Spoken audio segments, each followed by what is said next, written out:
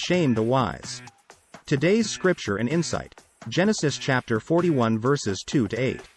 When 7 healthy-looking, well-fed cows came up from the Nile and began to graze among the reeds. After them, 7 other cows, sickly and thin, came up from the Nile and stood beside those cows along the bank of the Nile. The sickly, thin cows ate the healthy, well-fed cows. Then Pharaoh woke up. He fell asleep and dreamed a second time. 7 heads of grain, plump and good, came up on one stalk. After them, 7 heads of grain, thin and scorched by the east wind, sprouted up. The thin heads of grain swallowed up the 7 plump, full ones. Then Pharaoh woke up, and it was only a dream. When morning came, he was troubled, so he summoned all the magicians of Egypt and all its wise men. Pharaoh told them his dreams, but no one could interpret them for him.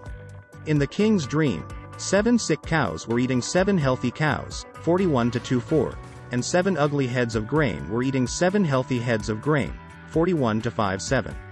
Pharaoh didn't understand the vision, so he summoned all the magicians of Egypt and all its wise men. Though he called in the professionals, no one could interpret the dreams for him, 41-8. This is a reminder that when God is setting something up for his glory, he won't let human wisdom come up with an answer. As the Apostle Paul would say centuries later, God has chosen what is foolish in the world to shame the wise, and God has chosen what is weak in the world to shame the strong, 1 Cor 1:27. If we're wise in the ways of the world, we may climb certain ladders of success, but eventually we'll come across problems that only godly wisdom can solve. I'd rather be a fool to the world with God's wisdom in my heart than the other way around.